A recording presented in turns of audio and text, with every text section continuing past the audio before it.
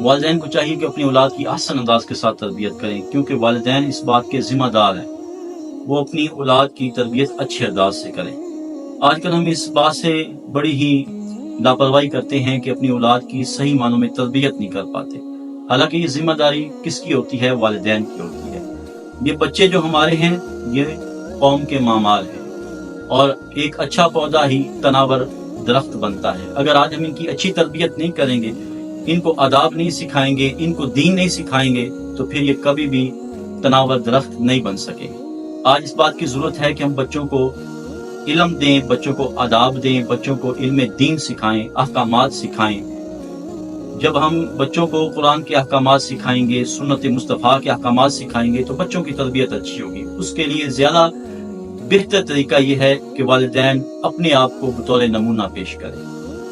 قرآن پاک میں موجود ہے کہ اپنے آپ کو، اپنی اولاد کو اس آگ سے بچاؤ جس کا ایندھن انسان اور پتھر ہے۔ آج آپ دیکھیں کہ اگر ہمارے گھروں میں آگ لگ جائے تو پھر بچے گھر میں سوئے ہوئے ہوں تو ہم بچوں کو اٹھا کر کے باہر لے جائیں گے کہ گھر میں آگ لگ گئی ہے، تو کیا بچے اس وقت یہ کہیں گے کہ نہیں بابا جان میں نہیں اٹھتا، امی جان میں نہیں اٹھتا، مجھے سونے دو، اور آپ اس کو چھوڑ کر کے باہر چلے جائیں گے؟ کبھی ایسا نہیں ہوگا۔ آج ہم بچوں کو صبح کے وقت اٹھاتے نہیں ہیں، نماز کے لیے نہیں اٹھاتے کہ چلو سوئے رہے۔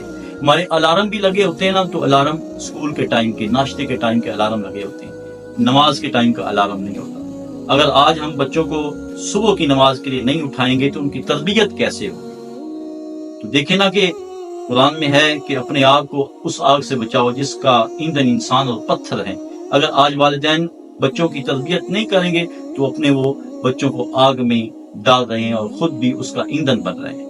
تو اس بات کی ضرورت ہے کہ جس طرح ایک ماں باپ یہ گوارا نہیں کرتا کہ گھر میں آگ لگ جائے اور بچے ادھر سوئے رہیں، تو یہ ایک آگ لگانے والی بات ہے کہ بچے سوئے ہوتے ہیں، فجر کی نماز چلی جاتی ہے، ہم ان کو نہیں اٹھاتے، قرآن پڑھنے کے لیے نہیں اٹھاتے، اور جب اسکول کی باری آتی ہے تو اٹھا دیتے ہیں، جب ناشتے کی باری آتی ہے تو اٹھا دیتے ہیں۔ حالانکہ سوال نہ ناشتے کا ہونا ہے نہ اسکول کا ہونا ہے، سوال ہوگا تو نماز کا سوال ہوگا۔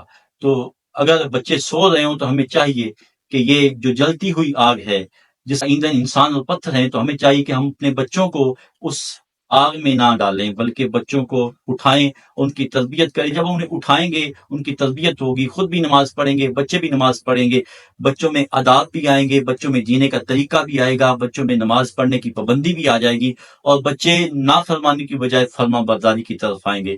تو آج اس بات کی ہمیں ضرورت ہے کہ ہم اس بات پہ عمل کریں۔ آج اس ویڈیو میں سے اگر اسی بات پہ ہم عمل کر لیں کہ اپنے بچوں کی تربیت صحیح انداز سے کریں، اور انہیں صرف ناشتے کے لیے اور اسکول کے لیے نہ اٹھائیں بلکہ صبح نماز کے لیے اٹھائیں، قرآن پڑھنے کے لیے بھی اٹھائیں، تو بچوں کی بھی تربیت ہوگی اور والدین بھی بری ذمہ ہوں گے، اور کل قیامت کے دن اللہ کی بارگاہ میں جو ہے سرخرو ہوں گے کہ یا اللہ ہم نے اپنے بچوں کی تربیت کی تھی۔ اللہ رب العالمین ہمیں اس بات پہ عمل کرنے کی توفیق عطا فرمائے۔